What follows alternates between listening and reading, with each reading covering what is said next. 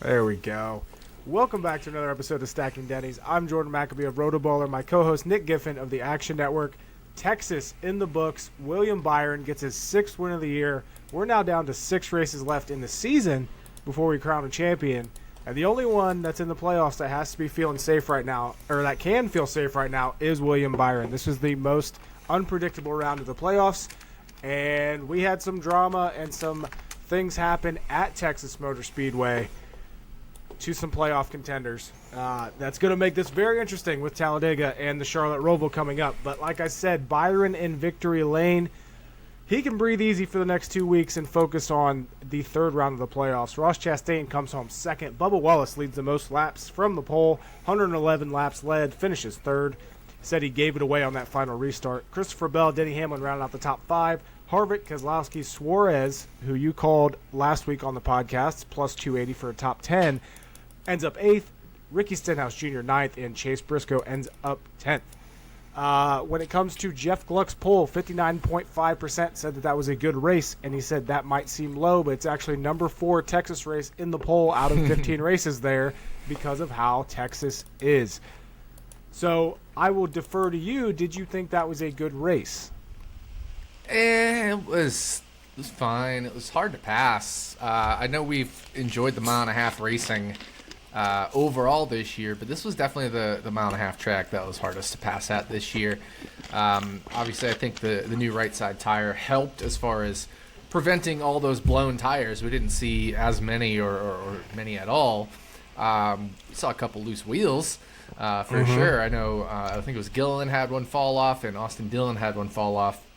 Yep. We saw some wrecks just by drivers, getting a little dirty, getting out of the groove. The tires get a little funky. I know that happened to Kyle Busch, kind of caught him out.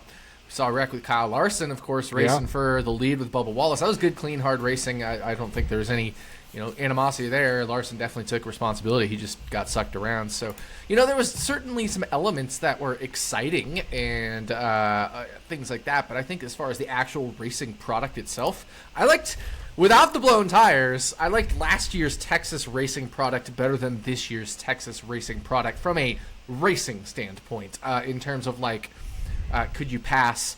Could you make moves? I thought it was easier last year. I thought there was more passing last year. More passing all throughout, up front, mid-pack, and back. And it's not that you couldn't hear. It was just a lot harder, and it certainly was the hardest of the mile and a halves that we've seen this year. So I thought it was fine. I didn't think it was bad, but it wasn't, great either. Yeah. And that's actually going to be, as far as the racing itself, that's going to be part of my whine about it. But like you said, tough to pass, and someone that got the short end of the stick when it comes to that is Chris Buescher. He ended up 14th despite finishing top 5 in both stages. Still a good points day for him, but definitely disappointing with that 14th place finish.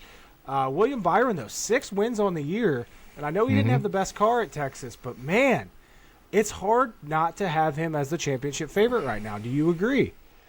Yeah, he's the only one through, so he has to be the favorite right now. Wins aside and performance aside, he's the one who's through. Nobody else is guaranteed to go through, especially with Talladega and the Roval. Talladega especially being kind of a wild card, and then Roval could certainly catch a driver or two out for sure. So I think at this point in time, just by the nature of the 2 tracks we have left and how close these standings are, right? Denny Hamlin's in second in points right now, not locked in. But a bad race for him, and some of these guys below or near the cut line having a solid Talladega, and all of a sudden that compresses even further. So there's nobody safe other than William Byron.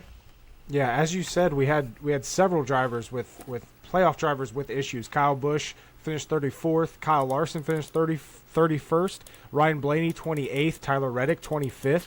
All of a sudden, Kyle Larson's 2 points above the cut line, and he's not good at Talladega. So we could be seeing a situation where Kyle Larson goes into the Charlotte Roval needing a complete mistake-free race and maybe a little bit of help to make it to the next round. Kyle Busch, 17 points below the cut line now. Ryan Blaney, 11. Reddick's 3. Bubba Wallace, despite finishing 3rd and having that very good points day, is still 2 points below the cut line. So he's going to need... He really has to be kicking himself for that last restart. And I don't think he did anything terribly wrong. just it didn't work out. He didn't get as good a restart as he got on the one before, which got him the lead. And then, I think it was whoever it was to his inside. I already forget, but he said he knew he was getting tight. And Briscoe. And Briscoe got tight, which forced Bubba up a little bit, which allowed Byron to get 3 wide underneath. And, that's kind of all she wrote there. So it was, as far as choosing which lane, Bubba was like, he took the high lane because it worked the previous restart, and then he's like, well, maybe I should have taken the bottom, especially knowing Briscoe got tight, which pushed up into me. So it's one of those hindsight's 2020s. I don't think it was like he blew the race or anything. It was just that's restarts, man. That's restarts. Yeah, and you can't how many times is Bubba Wallace in position to win a race? Like a lot of these guys have a lot more practice than him, but. Couple other, good stories there out of Texas. Justin Haley ends up with a 13th place finish. I like that because I wrote him up in my DraftKings article. Michael McDowell had a good race for him. 15th place finish, 5th place in the first stage. That car has not been good at the intermediates this year. Carson Hocevar once again in that 42 car comes away with a top 20 finish. Something that Noah Gragson could not do this year, and Hocevar has not finished worse than 19th since taking over that ride. Eric Jones had another very strong race car this race. Ended up finishing 30th after wrecking out, and Ty Gibbs also wrecked out there. Anything else? Obviously we had the playoff drivers having issues. Martin Truex Jr. I think he had got some early damage, if I remember right. Like on a restarter at the end of the stage. He ended up 17th, so not a great race for him. But we'll get to that when we talk about the playoffs. He's still in decent shape there in the standings. Anything else from Texas that really caught your eye or is noteworthy moving forward? Eric Jones. He was in contention for the win at certain points. Top 3 car for sure in that race until he got involved in one of those wrecks in front of him. Nowhere to go, I think it was. But Eric Jones was probably the 3rd best car. I mean, it was certainly Larson 1, Hamlin arguably 2nd, or Eric Jones arguably 2nd. But yeah, Eric Jones had an incredibly strong race. So shout outs to people who were on Eric Jones this past weekend. I know there were some NASCAR analysts, etc. I don't even know I can't even remember if I made any bets outside of the ones I made on Running Hot and on Stacking Dennys last week. But Eric Jones, really, really strong run. Just unfortunate to get caught up in that wreck. So definitely wanted to give him a shout out. And Ricky Stenhouse Jr., 2 straight top 10 finishes, which is, he's not in the playoffs now, but he's still trying to finish as high up in the standings as he can. Remember, anybody that doesn't make the top 4, the final 4, they can still finish as high as 5th. So shout out to Ricky Stenhouse Jr. for that 9th place, Kevin Harvick 6th place. That'll certainly help them as they progress through the rest of the playoffs. Because, you look at guys like Kyle Busch, Ryan Blaney, they have not had strong playoffs. Yes, they made it through the first round, but Blaney only one finish better than 12th. Kyle Busch only 1 finish better than 11th, and both of them DNF'd this past race. So it's certainly possible Harvick, Stenhouse, some of these other guys could leapfrog whoever ends up falling out of this next section of the playoffs here. So certainly going to be interesting. But I want to definitely give Eric Jones and Ricky Stenhouse Jr. shout outs. They always seem to show up at these mile and a halves. And it's certainly become even better, I would say, for Eric Jones late in the season. Look, if he had finished where he should have at Texas, he'd have a 10th, a 3rd, and a top 3 probably in his last 4 races. Yeah, that team overall, it's just like with Hocevar, getting the better results. Because I want to say at Kansas, Jones was in the mix to win there at the end as well. Yeah. So, Eric Jones definitely, and Legacy Motor Club overall, I feel like is improving, which in turn makes me really like my futures bets on. I have Byron and Larson for the championship, just because it's Chevy. I feel like Chevy went through that lull there in the middle of the season that we talked about, and now they're showing up right again, and they have the speed. If the lower teams like Chastain Eric Jones, yep, exactly. So you have the lower teams like Eric Jones and Legacy Motor Club showing up with speed. Hendrick's obviously going to have that speed. But, yeah, looking at green flag speed from Texas, Eric Jones was third fastest. It went Larson, Hamlin, Jones, Buescher, Bubba was the top 5. And then even with Jones's wreck, he was 6th in average running position there. So definitely a strong race for him. Yeah, I'm pretty sure Jones will end up 3rd in flags when I actually run that. Yeah, that was a really strong race. So, you mentioned anything else. Well, and then Chase Briscoe finishing 10th is a pretty monumental for him in the intermediate package because I think that's his first top 10 in the intermediate package this year. His only other top 10s were Phoenix, Bristol Dirt, Martinsville, which were all short track or high downforce packages. Talladega is a super speedway, doesn't count. New Hampshire short flat. Indy Road Course is the high downforce package. So this is his first top 10 in an intermediate this year. Remember how awful they were at the start of the year.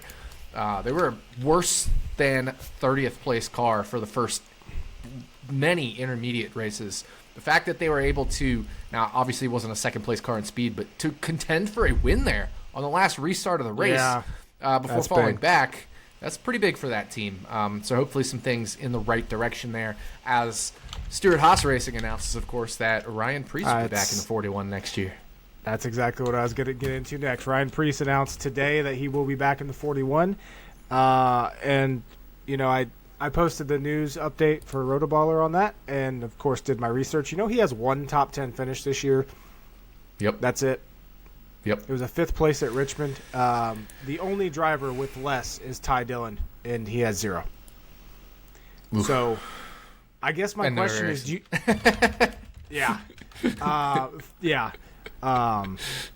you think this is a good move for Stewart-Haas? This is Preece's best season, full-time season of his career. Average finish of 21.4, still the worst Stewart-Haas team. Do you think this is a money thing? Do you think they actually think he can develop into something? You got to give him another year. I mean, this is only his first year full-time with the team. You got to give him another year. Obviously, it's a new car, new team for him. Last time he was in Cup, which was 19 at 21, that was with an even worse team, JTG Doherty. And I'm not saying they're bad now because obviously Stenhouse made the playoffs with a Daytona 500 win, be fair. But he also has had much stronger results than Preece this year overall. So I think, it's a little interesting because Preece in 2021 had 4 top 10 finishes, including 2 that were not at super speedways. That was his last year at JTG, and he's only had 1 this year, so not exactly highlight material there. But I think you got to give him another year. But what else? What other options does Stewart-Haas really have? It sounds like they're losing Zane Smith to Trackhouse, right? I mean, they are. And then what else do they have in the Ford pipeline? Riley Herbst, Cole Custer. We already saw how that worked out. So it's where do they go from here? Stewart-Haas Racing. I feel like they're committed to 4 teams, but all indications are Eric Almirola is probably not coming back next year. So then who fills the 10 car? It's not exactly the best of times here for Stewart-Haas. I mean, look who they signed to replace Harvick. Josh Berry. I'm not high on that move at all. Yeah. I honestly, I forgot about the Almirola thing. I think at this point they have to beg him to come back. But I think that brings up a very good point. Why are they so committed to 4 teams? We've seen it before where these big organizations that struggle. And they, at JTG, they struggled overall with 2 cars. They're down to 1, and Stenhouse is a legitimate top 10 contender for I'd say 30% of the races this year, maybe 40. Yeah, absolutely. And it just goes down to just downsizing and whether that's a good move. And I don't understand where, if you are scraping the bottom of the barrel, you're begging these guys to race for you. Why are you stuck on 4 teams? What are you gonna do? Move Haley Deegan up, or I don't. Let's look at IndyCar real quick because, and I'm going to relate to this point. Andretti Autosport has been a 4-car team for many years, many years. Sometimes even 5 cars, or even fielding 6 in the Indy 500. All indications are they're going to downsize to 3 next year because they want to get back to that elite level where they're competing with the Ganassis, the Penske's of the world for championships, race wins, championships. Andretti did not place a driver better than, I think it was 8th in the championship this year. They only had 2 wins by some guy named Kyle Kirkwood, who, speaking of re-signing, signed a multi-year extension today to at least be with Andretti Autosport through, I guess, since it's a multi-year extension and he was already guaranteed through 24, then that multi-year extension means at least 26. So big deal there. But they're going to downsize, all indications are, to 3 teams, and I think that's going to help their performance. You mentioned the same thing with JTG. Stewart-Haas Racing should strongly consider that, because outside of Harvick, who is a Hall of Fame caliber driver and has done Hall of Fame things with a team that has struggled for 3 years now, I think Stewart-Haas Racing has struggled pretty mightily. He has been leaps and bounds the best driver on that team, even in the twilight of his career, even as obviously his talents are decaying, just because they do when you get to his age. But for 3 years, he has absolutely carried that team. And he's going to be gone. Maybe it's time to downsize to 3 teams and just focus your resources on all of that instead of spreading yourself too thin. I agree with that. I just don't. And maybe the charter system makes it so hard. That's the problem. Right. But can they find someone to buy it? That's what I'm saying. It makes it so hard. You can get a lot of money for it, but at the same time, what if you want to go back to 4 teams eventually? Then you have to buy a charter even more expensive than you sold it. Mm-hmm. Yeah. It'll be interesting to see what they do in that final. But it's hard to imagine Stewart-Haas, not taking yet another step back next season. And obviously, we'll talk about that with our preseason preview next year. But yeah, depending on who fills, real quick, just depending on who fills that 10 car, or even if it's still Almirola, we could seriously be talking about under half a win for that team next year. Oh yeah. And do they go down as far as getting a driver like JJ Yaley to go into that car, or just someone that will go out there and not wreck the damn thing? Yeah, it's as not amazing of a driver as JJ Yaley is. He is a professional driver, and he brings that stuff home pretty frequently. Yeah, but I don't think they do that. To be fair, I think Tony Stewart does think highly of JJ Yaley. They both come from open wheel backgrounds, but you got to bring in a young talent if Almirola's not coming back, and I guess Cole Custer kind of counts as young talent, but we've already seen that. You're not getting anything by bringing Cole Custer back up into the Cup Series in the number 10 car. Here's someone for you. What about Ty Dillon? No. I know it's a dumb move, but I'm just saying that's someone that's not going to have their ride next year. Yeah, but that is Ty Dillon really going to drive for a Ford team when his dad is Mr. Chevy, or grandparents or grandfather is Mr. Chevy? I don't know. You never know. You never know. I think he probably and I remember, several years ago it was Austin Dillon, I think it was, filled in for a few races in Stewart-Haas Racing. But Ty Dillon, and I know he'll be free to do whatever is best for his career. I don't think he's necessarily stuck to Chevy.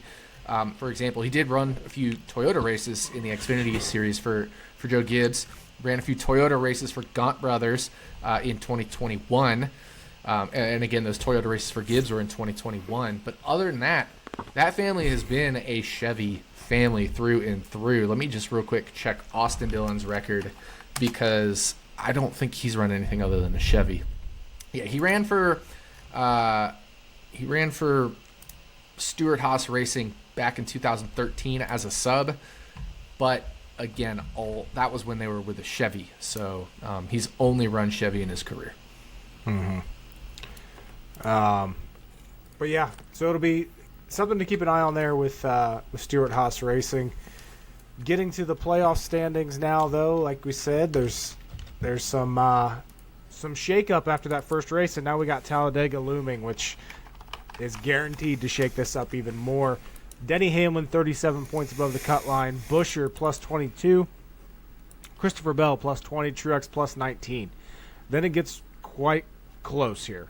Chastain plus 12, Keselowski plus 8, Larson plus 2. Bubba minus 2, Reddick minus 3, Blaney minus 11, Kyle Busch minus 17. Nobody's out. Nobody's too far back. And this is all sure to change. And we could see Ryan Blaney win Talladega. We could see Bubba. We could see any of these guys win Talladega, but Ryan Blaney definitely has to be one of the favorites coming into this race. Always runs well at Talladega. Bubba Wallace always does well at super speedways. Chris Buescher this year, though, I believe has top fives at every single super speedway race. If I read a tweet right earlier today. Daytona, Talladega, and then Daytona again. He has finished fourth or better in all three of those. So that could be, that's another one that we've talked about.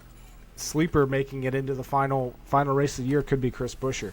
And obviously, I think Keselowski's won at Talladega like 5 times, I believe. Yeah. Just off the top of my head, I know he has several. I love Talladega because I feel like ridiculous underdogs have a better chance at Talladega to pull off an upset because the track's so much faster, wider. Handling doesn't quite matter as much as it does at Daytona. So you can get runs, plus where the start-finish line is, you can get runs, like 3 different runs coming out of the last, 3 and 4 down the tri-oval and down like the back stretch of the tri-oval, if you will, for lack of a better term, kind of heading in towards turn 1 there. I remember one of my favorite all-time NASCAR Cup Series races was 2013, I think it was, when David Gilliland and David Rudiman, David Gilliland, David Reagan and David Rudiman, there's too many Davids to keep track of, finished first and second in those front row motorsports cars. It's just one of those races where if you can just get the right push, there's so much room you can make something happen. One guy that has always been really good at Talladega that we talked briefly about before, Eric Jones. 6 top 10s in the last 7 Talladega races. Wait, it was David. It was David Gilliland, not David Rudiman. I'm getting all my Davids confused. It was David Reagan winning, with David Gilliland finishing second. Okay. Not David Rudiman sounded weird because Rudiman always raced for. He did race for front row in his last 3 Cup Series starts. Did he? I forgot about that entirely. In the 35 car. Interesting. But yeah, Eric Jones currently 3 straight finishes of 6th at Talladega, which obviously you can't base anything on Talladega off of finishes, but always runs well at this track. He has always, pretty much ever since 2018, he's been solid here. But one guy that doesn't get finishes at super speedways that we talked about before, and this is reminding me of the last round of the playoffs where Truex ran into issues. Yep. Kyle Larson is not. He always has issues, it seems like, at super speedways. Looking at the last 7 Talladega races, he's finished outside of the top 26 or 5 times, 18th the other time, and then he does have a 4th place finish here back in 2022. If you're Kyle Larson, how concerned are you just being 2 points above that cut line? Honestly, I don't think you're overly concerned because what can happen to you can happen to anybody in that field.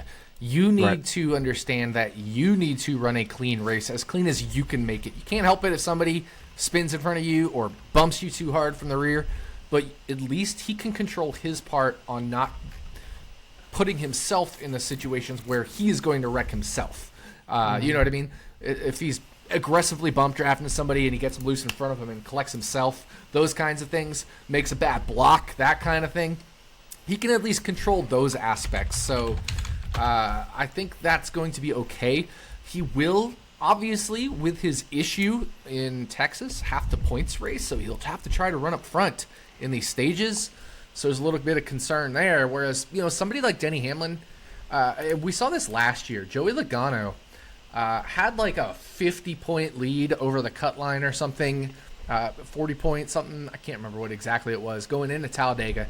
He just rode in the back and just hoped to finish like 18th and then said, we'll just, take a 25-point lead into the Roval. I could see somebody like Denny Hamlin doing something like that, but Kyle Larson has absolutely no luxury to do that. Here's a question for you. Well, I want to ask this now before we get to, because I'll forget about it when we get to talking about Talladega specifically. Last 7 races, there have been 7 different winners at Talladega. Do you think we get an 8th different winner? Those 7 winners are Kyle Busch, Bubba Wallace, Ross Chastain, Chase Elliott, Brad Keselowski, Denny Hamlin, Ryan Blaney.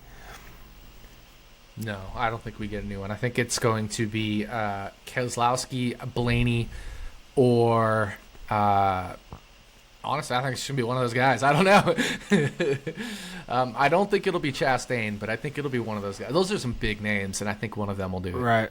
Yeah. It's all, but I mean, I actually think they're still favored to probably lose. Maybe. I mean, I haven't run numbers on those specific drivers in terms of like them versus the field. I think it's probably pretty close to 50-50, I would guess, off the top of my head. But I think it just the way the top drivers have excelled at the super speedways, and I'm including Ricky Stenhouse Jr. in that because he is a top super speedway driver. These guys this year have really stepped it up. I mean, we look Ricky Stenhouse Jr. winning, Kyle Busch winning Talladega, like you said earlier this year, Daytona. Chris Buescher did, but with Keselowski's pushing, right? So I think it's going to come down to one of these top guys, and if it's not, it's going to be somebody like a Chris Buescher. Yeah, the only guy I can think of would be Joey Logano. Yeah, yeah, absolutely. Joey Logano, who has not won in the last 7 here. Yeah. You know, I mean, I say this every super speedway. Martin Truex Jr. is a better super speedway driver than people give him credit for. And I could see him getting himself in there in the mix. And then there's always a chance of just some rando, right? I mean, right. I still like if we can get I don't have the odds up in front of me. I will when we start talking about bets, but if we get somebody like Corey LaJoie 70-1 or something, that's a value bet obviously because he can. I don't think he's 70-1, but you get my point. If he was, I wouldn't have any issue betting guys that are not in those drivers we mentioned. You're just saying yes or no, do you think this happens? And I think it's pretty close to 50-50, and I probably lean yes. But that doesn't mean we can't find super long shot value still in this race, because I do think we can. I mean, a lot of these guys have no wins in their career or 1 or 2. They'd love to cap a winless or a struggle of a season off with a win. You know these guys will still be gunning for the win here. They are not, especially if you're like Stewart Haas Racing, if you're Chase Briscoe or whatever, you're not worried about Kevin Harvick because he's out of the playoffs now. So there's a lot of drivers that are still going to gun for the win here and say playoff drivers be damned. If they want to put themselves in a risky situation, that's on them. That's the advantage for me. I can make aggressive moves and they'll have to worry about, is that going to cost me a huge wreck in my playoff chances? So it actually gives, in a weird way, a bit of a slight advantage to those guys as well that are outside of the playoffs or very winless who have absolutely nothing to lose. I mean, AJ Allmendinger, Justin Haley, right? Gilliland, LaJoie, Preece, all these guys have nothing to lose and they don't have teammates in the playoffs, etc. It's a great spot for them. Eric Jones, right? Carson Hocevar. I don't know. I mean, there's so many guys that are in a great spot to just say, screw those playoff drivers. I get to be aggressive as hell if I want to because they know they can't afford to make a mistake with trying to block me for a race win. Mm-hmm. Yeah. Right there with you. You know what's interesting? I mentioned those 7 drivers, the most recent winners at Talladega. When you go by best average driver rating over the last 7 races, number 1, Ryan Blaney, he's got a win. Eric Jones, William Byron are 2 and 3. They don't have wins. But then it's Bubba, Hamlin, Elliott, Chastain all have wins. So it's a nice little, you know, the drivers that run well are still winning. You know, these races at Talladega are super unpredictable, but at the same time, the drivers that run well tend to win. At least, you know, over time. But anything else as far as, you know, these playoff standings go? Like, obviously, we have no idea what Talladega is going to bring. We have no idea where everybody's going to be shaken up in these point standings after Talladega. That's when it's going to get really interesting to talk about next week with Charlotte Roval. But you mentioned, you know, Denny Hamlin points racing. I know we're talking about Talladega quite a bit here, but, you know, Denny Hamlin, 37 points above the cut line. You mentioned he might be points racing. He jumped out at me because FanDuel's laying him at 16-1 And I'd still bet that at 16-1, 100%. I think you have to. Like, I can't believe it. He's 10-1 at MGM, just for reference. It's so tough. I mean, he really is in that Logano situation from last year, where Logano just said, "Screw it, I'm just going to ride around and finish 18th or wherever I finish, just as long as I don't finish 25th or worse or something like that." So I'm looking at where Joey Logano finished last year, because he finished second at Texas, which was the first race last year. He actually finished 27th at Talladega. Like, he literally just backed out of it on the lead lap. He finished last car in the lead lap. Truex finished second to last car in the lead lap. All they needed to do was just not finish god-awful last. You know what I mean? Right. And that was good enough for them. I think Denny Hamlin is in that situation where they actually could take that approach, but I don't think that's Denny Hamlin's style. No. Whereas Truex, absolutely, that's his style. And Logano, that's not Logano's style. And it did surprise me a little bit last year that they did that. But I think in the end, it's just one of those deals where it worked out for the better, because then you go into the final race 30 points to the good or 25 points to the good instead of 10 or 15. And that matters a whole lot in such a tight race. Mm-hmm. Yeah, so that's, like I said, we'll get to Talladega, but that jumped out at me for sure. Hamlin sitting there at 16-1, and honestly, Logano 16-1. I don't hate that either.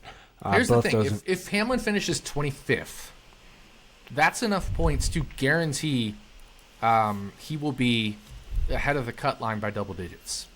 Mm-hmm. Comfortable double digits. So he doesn't need to go for the wins. Now I don't know if I want to bet him 16-1. I don't know. I still most likely will. I probably need to listen to Actions Detrimental if he said anything about it. Listen to what he says throughout the week. This is probably one of those where I feel like it's value, but now more I think about it, the more I'm afraid of it. And it's going to be one of those, I know if I bet him, he's going to do exactly as I'm saying and just finish tail end of the lead lap. And if I don't bet him, he's going to go out and win the race, right? So yeah. It's one of those, you have to know the team's mindset, which I don't want to blow money. Now that I think about it, I'd rather just not lose money and miss out on winning money, right? Because then, even if he wins at 16-1, I still didn't lose money if I didn't bet on him. I just didn't make money. So it's almost one of those where I'd rather just pass, just because of the situation's so weird. Mm-hmm. Yeah, Logano's interesting though, because he's out of the playoffs, so he's going for this win. Yeah. Unless he's pushing Blaney. Unless he's pushing Blaney. Yeah. Yeah. Which is, it's a DFS thing. There's a correlation there for sure. Cindric, Blaney, Logano, Blaney. Those correlations are absolutely in play for DFS this week. I know we're not really talking about Dega, but standings, etc. But it's just one of those thoughts that popped in my head. Yeah. We're getting to wine about real it quick. now, Intermediate. Oh, we're going to wine about it. I was going to say, should I go White Claw or Tecate? But I guess we're going to do Luvabella wine. Yeah. And with your wine bottle, I'll let you go first. So this is once again the Luvabella Reserve Collection, the Petite Syrah. I love it. I haven't finished it was it a week ago or 2 weeks ago? But I think it's delicious. So now I have emptied the bottle here. Wine about it. I guess my wine about it, honestly, I don't really have one. If I had to pick a wine about it, I don't know, dude. You whine about it, and I might tag off of you, because I don't have a lot to complain about from this past week. I know, there's 2 weeks ago I whined about, or last week's episode, I whined about people, are saying, oh, this is what's going to happen, and that's what's going to happen. I saw a lot of that in the race as well, but it's nothing egregious, but it's just like, we need to just stop anointing things that will happen or won't happen. It's the exact same wine as last week, and apparently, obviously, it's just always going to keep happening, and that's just the nature of NASCAR Twitter.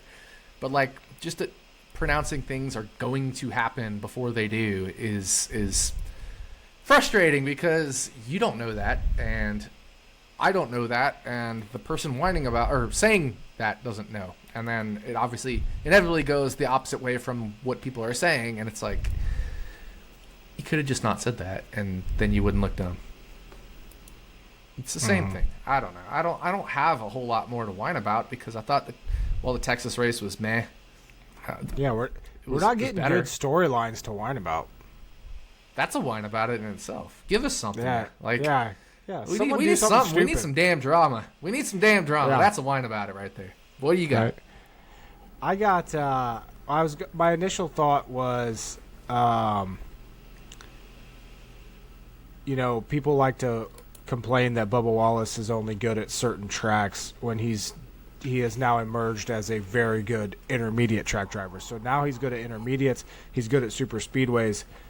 He's getting better at road courses. And some short flats or some other short types of short tracks, really he's good. Yeah. So that was gonna be my whine about it. If you want to piggyback off that one, you can. But I'm gonna talk about Texas because obviously a lot of people still didn't like the race there. You said it was hard to pass, and there's issues with Texas, and I feel like over the years it's just going to keep getting a little bit better. I mean, the track was repaved 6 years ago. There's not much they can do about it. But when you see Kyle Larson wreck the way he did, and some of these other drivers have issues, isn't that kind of what people have been clamoring for? Is that these cars are hard to drive? Yeah. Isn't that exactly what you want? So why are people still complaining? Because obviously, Kyle Larson's the best driver in the Cup Series, and he wrecked going for the lead. Obviously, it was a little hard to drive at Texas. I mean, it was 90-something degrees. Track temp was 140 to start that race. It was tough to drive on that track, and we saw that, and people still are saying it was a shit race. I don't think it was. I don't think it was a great race. Yeah, exactly. I didn't think it was a great race, but I didn't think it was a shit race for sure. Yeah, this isn't. I'm not going to remember this race as one of the best of the year. It obviously doesn't compare well to other intermediate tracks, but those were just so good. So when you compare a mediocre race with other intermediate tracks that are very good, you're gonna say it's shit. But I thought it was a good race. I really did. I thought so too. I thought it was fine. It wasn't great. It was good. It was fine. And to your point here, that's what people want. And I'm not sitting here rooting for Rex. Don't get me wrong.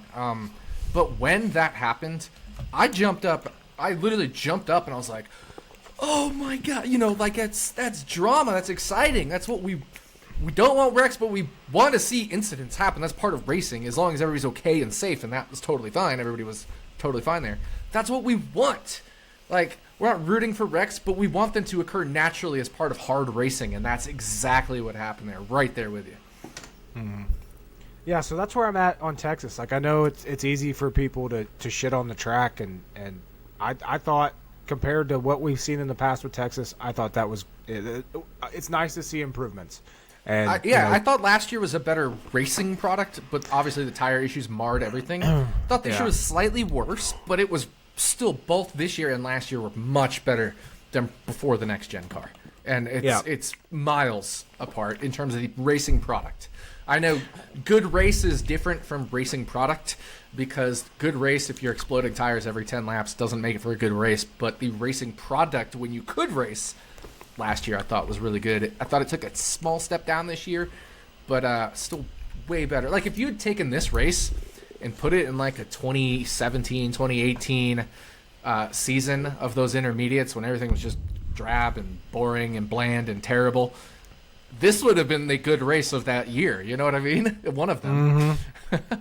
But because, like you said, because those other mile and a halves have been so good, this one pales in comparison to those, even though years ago it would have been probably on the better side. Mm-hmm. Yeah, so that's my whine about it this week. You have anything you want to continue whining, or you want to get right into talking about Talladega? Let's talk Dega, man. I don't really have a whole lot to complain about.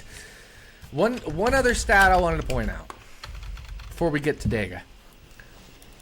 Brad Keselowski's last 4 races, he has finishes of 69, of course, 6-9, and then 8-7. So he has 6, 7, 8, 9. And then I just thought that was interesting. And then the ninth place driver to root for this week would be Kevin Harvick for the 69 Challenge. Which is definitely possible. Finish 6th at Texas. Very possible. Mm-hmm. So, yeah, as always, Wine About It presented by YellaWood Winery. Check them out. Link buy their wines. in the They're description. so good. Buy their wines. Yes. It's been a while since I've had some wine. I need to have a wine night.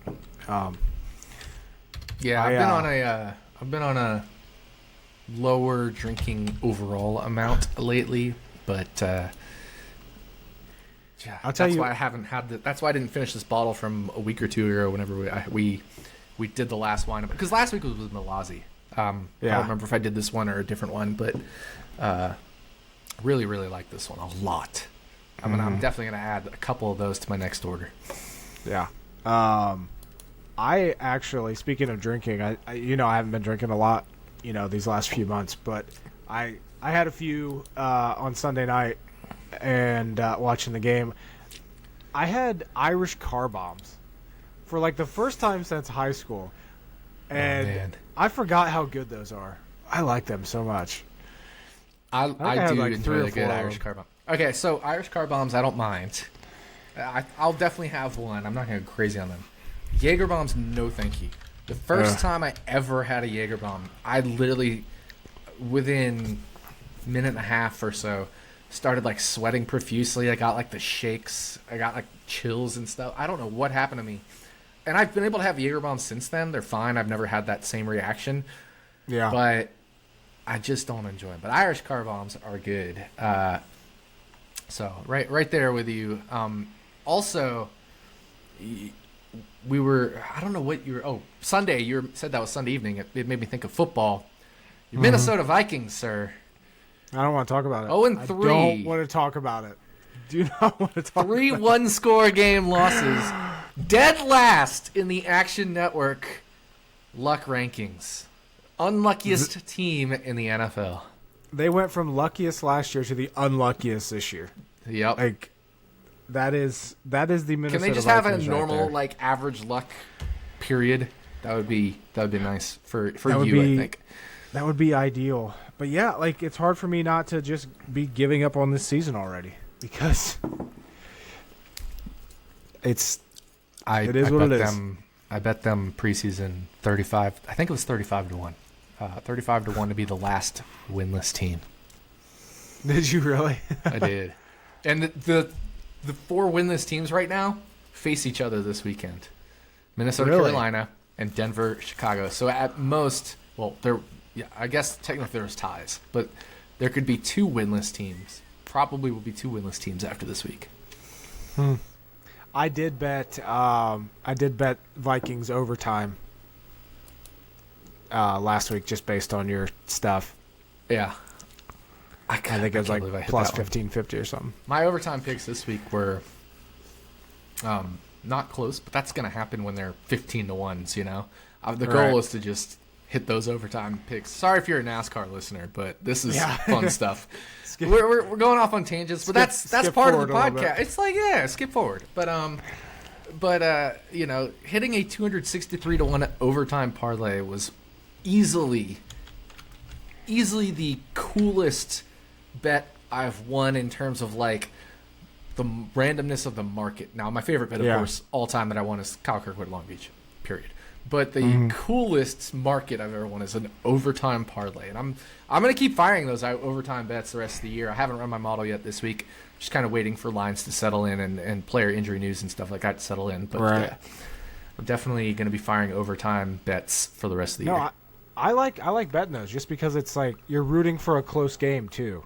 So, and like I said last week, my friends and I, whenever there's an overtime game, we all take shots. So it's like it'd be win-win-win then. Good game and everything else. But back to NASCAR. Back to NASCAR. We are on to Talladega this weekend, and the listeners whine about it as us not talking NASCAR. Yeah, no shit. This is going to be. I feel like this is going to be another super speedway race that we've seen this year, where I think it's going to be super calm for 95% of it, and they might just go out there and ride around, but then it has the potential to get pretty crazy at the end. We've seen it happen here before. I think we'll see a big one there with like 10 laps to go. That's just what I'm saying. I agree with that. Now, when it comes to like DFS and betting, does anything in any scenario outside of like maybe like we talked about Denny Hamlin, does anything change your mindset, or is the mindset still with betting and DFS the exact same this weekend at Talladega? Yeah, I mean, I guess the only thing that would change is if you think it's going to be a bit calmer and just the one big one. We always talk about stack the back, blah, blah, blah. It depends on how qualifying goes. But very often, because we get qualifying at these races, the air quote shit boxes, which we don't really have this year, qualify in the back and you don't play them as much. Well, because they're all going to be correlated, like if you're using the Fantasy Labs optimizer, you're just going to heavily correlate like your BJ McLeod's and honestly, maybe just him. He might only be the only one that is heavily correlated because, like, a JJ Yeley or whoever could still get a 10th or 8th or 9th or 12th place finish, even if BJ McLeod's just running around the back. So it's tough to say, but my point is I think you could do something like stack the mid-20s type stuff or mid and late 20s. You don't necessarily you get a couple drivers in the 30s in a lineup, but if you stack teens and 20s, that's very viable. So it becomes one of those races where you just want to look for, I always say it, but you want to look for who's going to be overused and overowned and underowned. But it could come from that middle range potentially versus the front is still overused, period. So it could just be like, okay, well, maybe that middle range is a little underused because I noticed like the ownership stuff, it dips as you go into the teens and then comes back up as you go into the 20s. And there's too much early. So it could be a race where like 3 or 4 drivers from like 13th to 21st or something ends up in the optimal lineup, 13th to 24th, let's say, something like that. Ends up in the optimal lineup with 2 guys in the back. That's very possible this week if it's calmer. That said, I agree with you on how I think that race is going to go. I think it's going to be very calm. And then it could get wild at the end. But I definitely think there's a chance for like a random, like, not even an aggressive, like, big one, but like I fucked up and that turned into a big one deal. Where it's not like, man, they were getting crazy and aggressive. And it just happens sometimes. There's a random, like, got loose or got hit from behind the wrong way, wasn't even aggressive, and just ended up taking out 20 cars. That's still possible, even in a calm race. Well before the end. So I do think, plan for that potential as well. I think there's a very, very small chance it gets like crazy aggressive unless rain ends up in the forecast or something. But I agree. I think largely it's going to be first 2 stages will be calm. Beginning of the 3rd stage, you kind of jockeying for position, and then it'll get crazy. But there is definitely the potential for a big one in stage 1 or 2, just depending on if some random thing happens. Mm-hmm. Yeah, looking back at the first race at Talladega this year, 7 of the top 8 finishers started 20th or better. So for your DFS players, that's something to keep in mind. 8 of the top 9 all started 24th or better, or higher. The highest 10th place Todd Gilliland started 28th. So just looking back at this last race at Talladega, Kyle Busch started 17th. He won the race. And then we had Blaney starting 5th, finished 2nd, and Briscoe starting 4th and finishing 4th. So just something to keep in mind there when it comes to DFS, especially this weekend. But as always, qualifying does not matter at Talladega. They're not practicing this weekend. So keep an eye on these betting lines and how they change based on qualifying, because books sometimes have the tendency to overreact to qualifying. There's really no reason to at Talladega at all. So, exactly. If Denny Hamlin or someone qualifies back in 30th, there's no reason to not jump on him if his top 10 or something goes to whatever. Which, by the way, it's crazy seeing. I just pulled up the top 10 odds here with all the different books, and Bet Rivers is about the only one that's respectable in my opinion. You got Caesar, comparatively speaking, but you have Caesars and DraftKings. They have like Ryan Blaney top 10 at minus 225, minus 250. So ridiculous. Bet Rivers has him at minus 106. It's so crazy. But we mentioned Denny Hamlin there sitting at 16-1 on FanDuel. I like him. I also like Joey Logano at 16-1 on FanDuel. Anybody catching your eye on the odds board this weekend when it comes to outright winners? Maybe, kind of flipping through here. Maybe Justin Haley or Todd Gilliland. LaJoie 60-1 isn't terrible for sure. Obviously, he's been able to put himself in winning positions. So I think like that 60-1 range is fun. And then if you want something a lot shorter, you can never count out Eric Jones 35-1 at BetMGM, right? I mean, this is the type of track race he's so good at. So certainly don't hate Eric Jones. And then if you really want a favorite, it's the whole Denny Hamlin debate: is 16 value or not? But Joey Logano at 16, I think I like a lot. Yeah, definitely surprised that he's sitting there at 16, just because of he's always up front. It seems like at these super speedway races, but everything else, like I wouldn't honestly. I wouldn't hate a card of like Joey Logano 16, Eric Jones 35, and then sprinkle in those 60 plus guys, depending on who you like. But I mean, I wouldn't have any issue just throwing a quarter unit on LaJoie, Haley, and Gilliland or something like that, and kind of just calling it an outright race there.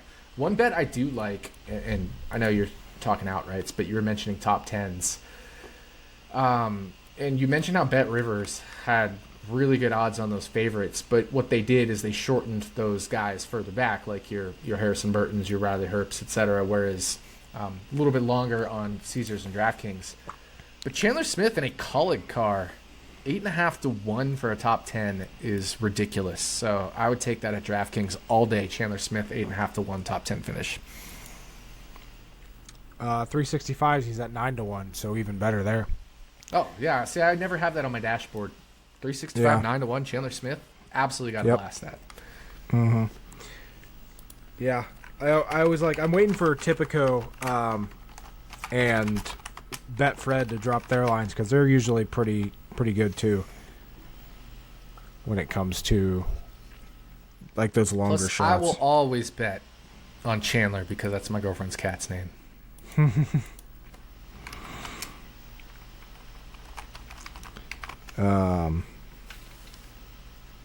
I'm just kind of browsing some things here. Any like top Chevy bets that you like out there? Ty Dillon, 80-1. It's another driver that's really, really good at Talladega. Yeah, I don't know. Like he's good, but he hasn't like super impressed this year. I mean, like you said, the only driver aside from Preece with no top tens is Ty Dillon. Yeah. So yeah, tough to want to be on him for top Chevy. That said, I mean, I always like him at these types of tracks. Chandler Smith is 9-1 for a top 10 at FD also. Is he? Yeah, FanDuel's up now, so Chandler Smith 9-1 top 10. Ty Dillon's 8-1 for a top 10. Like, I'd almost rather have Chandler Smith top Chevy than Ty Dillon top Chevy. If their odds were the same. I need to pull up Caesars and Bet365, etc. to look at top Chevy markets. Chandler Smith is 100-1 at 365. See, I like that better than I like Ty Dillon. Chandler Smith, I think, is a better driver. He's in a better equipment. The only issue is he doesn't have as much experience. Is this his third race this year? I think so. Pull that up real quick. Chandler Smith. Yeah, yep, Chandler's 65-1 at Caesars. He's 65 at Caesars, so 100 at 365 is nice. Yeah, he finished 15th at Daytona in the fall. 17th at Richmond. Did not qualify for the Daytona 500. Yeah.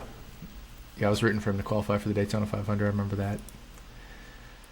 Another one that's interesting, going back to the well on this one, but Riley Herbst fastest qualifier, 150 to 1.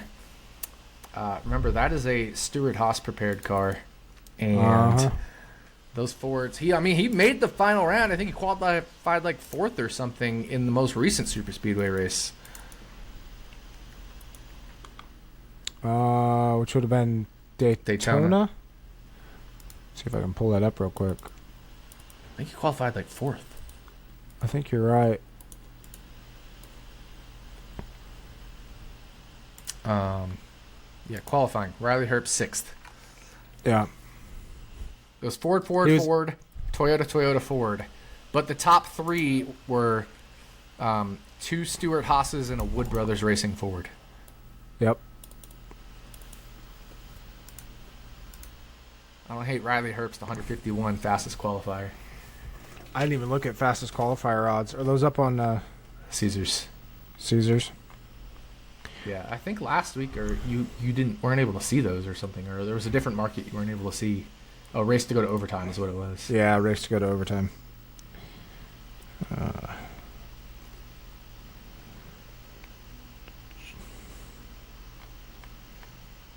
Yeah, I definitely don't mind Riley Herbst, 150 to 1 fastest qualifier. Do I think it's going to win? No. But if he gets in the top 10, it's worth it. There's value there just if he gets in the top 10. Definitely something to root for. And, hey, fastest qualifier, it's on there.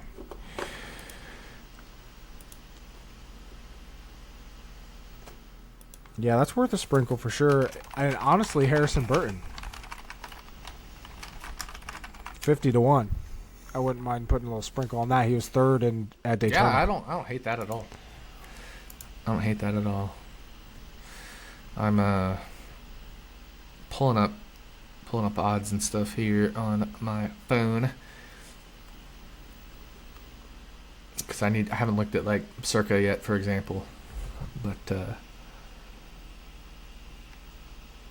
let me scroll down here. Yeah, I think 50 to 1 on Harrison Burton, fastest qualifier, and 150 to 1 on Riley Herbst are both pretty good values there. The thing I will say is I do feel like the Fords were better at Atlanta and then Daytona, and I believe earlier this year at Talladega, while they were fine, it was kind of just a mix of everyone at Talladega in qualifying. So I'm looking at qualifying there. Yeah, it was Toyota, Ford, Toyota, Ford, Ford, Toyota, Toyota, Ford, and then Chevy Ford.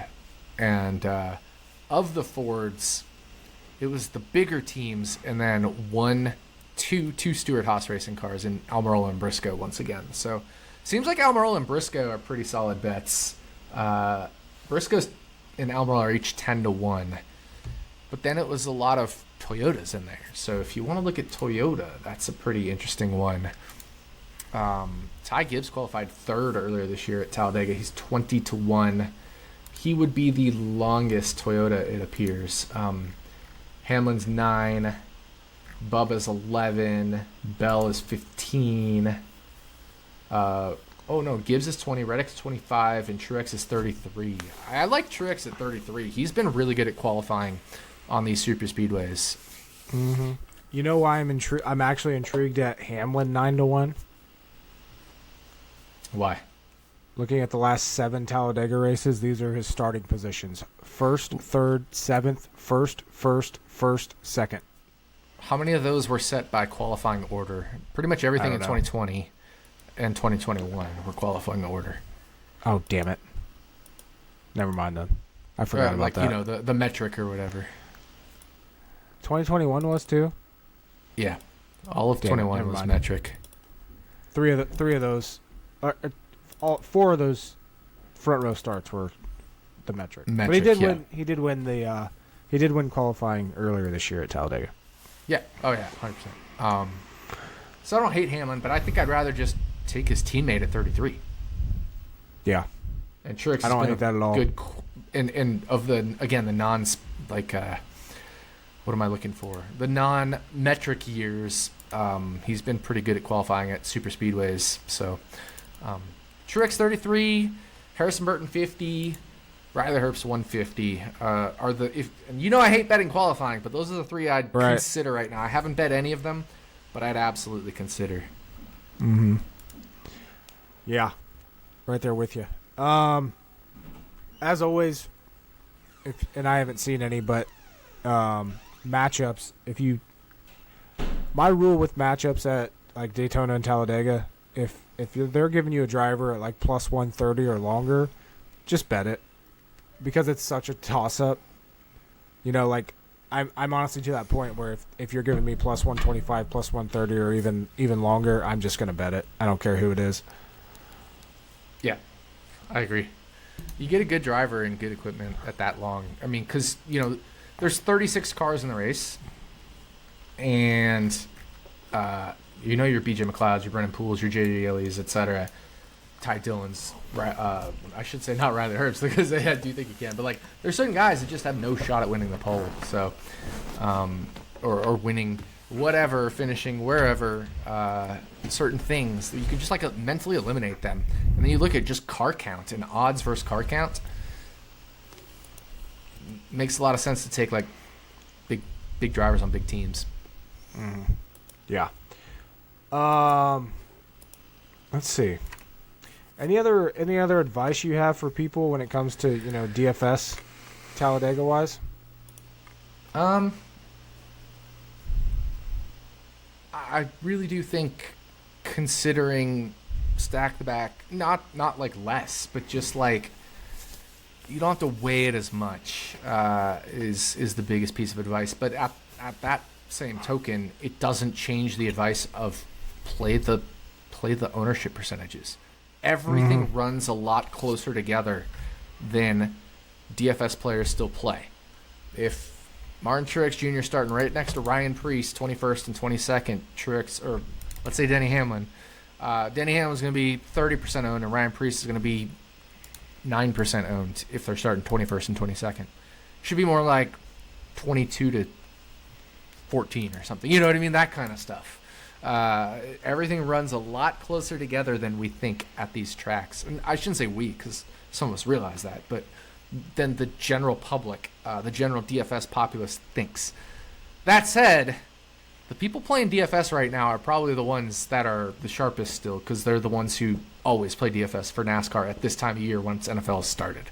So it's also probably the toughest slate to make money in of the 4 super speedway races. Mm-hmm. Just looking back at Daytona from last month or however long ago it was, Chandler Smith started 36th, finished 15th. He was 15% owned in the big GPP. 15% starting 36th?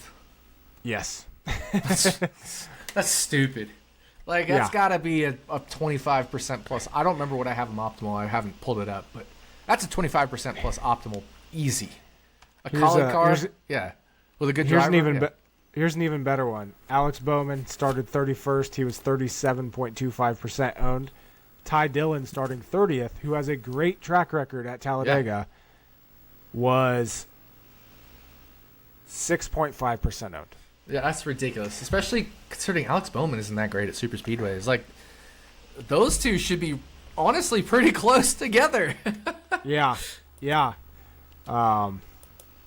It's just so and even JJ Yaley, he had a solid 19th place finish after starting 33rd. He was only 9% owned. I mean, I still think there's quite a bit an edge to these super speedway races, even though, as you said, there's sharper people playing, but yeah, it's the least of the 4, but it's still an edge because there are people that just overvalue the bigger teams' names, etc. And then they try to fill the salary. This isn't. I'm not sitting here saying don't fill the salary cap, because that's totally fine. But again, and I say this every super speedway, you don't need to. But people still look at. There are again, for this particular of the 4 super speedway races this year, it's going to be more people not worrying about salary cap in terms of percentage of the field, because there's going to be more sharper players because all the casuals drop out and play NFL at this time of year. But that said, that edge is still going to be there. Mm-hmm. Speaking of the Daytona race, the regular season ending race, it was not a very good DFS slate for guys like you and I, because you and I are very contrarian players when it comes to and the highest scoring drivers, the top 5, were all over 30% owned. Yeah, like chalk hit at Daytona. So while I preach it every time, small pivots, when the chalk hits, it also sucks, because then you're like, well, the damn obvious choice was right in front of me. But you're not going to get that every time. We had McDowell starting dead last in that race. Here's the thing: even if 4 super speed races a year, even if 3 of them are chalky, if you're contrarian enough, have the right exposures enough on that 4th one, you more than make up for the 3 with your winnings. Yeah, it's a good point. It sucks at real time, but this is a long season. This is a long. Always play the long game. So while you were talking, I was sitting here playing on my phone, just getting my bet in on Chandler Smith 9-1 top 10. That's, like I said, it's at FanDuel as well. So and Boyd as well. So lots of places where Chandler Smith is 9-1. Nice. Let's get to picks to win here. I don't even remember who I had last week, but you know who I had? Crack a beer. I don't remember. I got my 5th win of the season. I have William Byron. You son of a Texas. bitch. Do I only still have 1 win this year or something? You have 2. You had 2. Bell at Bristol Dirt and Kyle Busch at Talladega. I haven't won since Talladega. Shit, that's a long time. Yeah, this is my 2nd win of the playoffs already too, because I had Larson at Darlington. Dang, get my ass handed. I like it. It's like Steve Luvender random fantasy shit here. Yeah, exactly. It came over to this. Dang, who did I have last week? I already forget. You had Larson last week. I had the best car last week. Exactly. God damn it. God damn it. Had the best car, didn't win. What was that meme? It was like, it would always be like something, and then like some down bad Brian or whatever it was, weird meme. Oh, I think I know what you're talking about. Bad luck Brian. Yeah, bad luck Brian. It's like takes driving test, gets first DUI, like that. Yeah. I'm like, Bet's fastest car, wrecks out of race. Yeah, battling for the win. Yeah. I am bad luck Brian right now. Yeah. So who are you placing your jinx on this week? Oh god, now it's the doc block deal. We're back to doc block territory. We haven't used that in a while. I will note, yeah, you actually are, because you have 1 top 5 finish in the last. Oh god. 18 picks. Are you kidding me? I'm dead serious. And it was Larson at Kansas too. You won Kyle. You got Kyle Busch right at Talladega, who got the win. 18 picks since then. You have 1 top 5. Fourth place. I've probably had a lot of Kansas. good picks too. I've probably had a lot of good picks that just went to shit too. Like, who did I pick at Bristol? Keselowski. A week before Texas. Yeah, like he was fine there, and then he only finished 8th. Who did I pick at Kansas? Right, like Larson. I hate everything. He leads the most laps. Finishes 4th. Was that my only top 5? Yep. Ah, God. Who did I pick at Darlington? Truex. Finished 18th. He had a weird race that race. Yeah. Unreal. All right. Yeah. Well, So Talladega. I better just do my randomizer, right? Yep. Random.org. I'm gonna go with 1 through. Who are all the full-time drivers? 32 full-time drivers. I'm just gonna go in order of the standings. Okay. 29, Austin Dillon. Nice. Austin Dillon is my pick to win. Actually has a decent record here. He's a little bit better at Daytona. Super Speedways. Better at Daytona, yeah. but yeah. Good Super Speedway racer. I'm okay with that.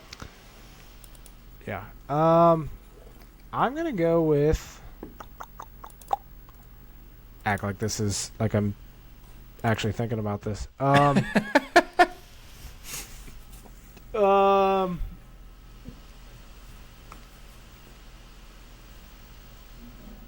Give me... I think Ryan Blaney gets it done.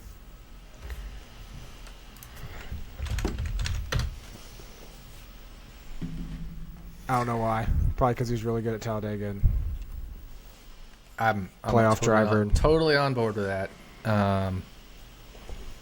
I'd be totally fine if Ryan Blaney and because if I bet Logano, I just know he's just going to push Blaney to the win, and I'm going to be pissed. Yeah. No, this race, Ryan Blaney, this race always has a sweet spot, soft spot in my heart, whatever that term is, because you mentioned the last 7 Talladega races have had 7 different winners. It started with Blaney in this very race in 2019. Last race my brother ever watched, and I was there with him to watch it on his birthday. So, nice. Yeah, it was his last birthday of his life, and we watched it together. It was the last race he ever watched. Blaney won that, and I had him 20-1 to win and hit that bet. So, great memory. Yeah. Yeah. Maybe I'll bet Blaney. I like it. I like Logano at 16, but then you think about the Blaney thing, and now I'm like, well, maybe I shouldn't. I talked myself out of the Hamlin 16 already. I might have to talk myself out of Logano at 16 and take Blaney at 12 at BetMGM or Caesars or DraftKings. I don't know. We'll see. We'll see as the week goes on. Yeah. That's going to do it for us this week, though. 5 races left after this one. Man, this season has gone by, but we'll see where these playoff standings sit after Talladega, and then one more race before we get to the round of 8. Should be a good race on Sunday. Hopefully it is. Good luck to everybody if you're betting, if you're playing fantasy. And we'll talk to you next week when we break down Charlotte Roval. I think that's the last road course race of the season. Nice. Yep. All right. See you guys. See y'all.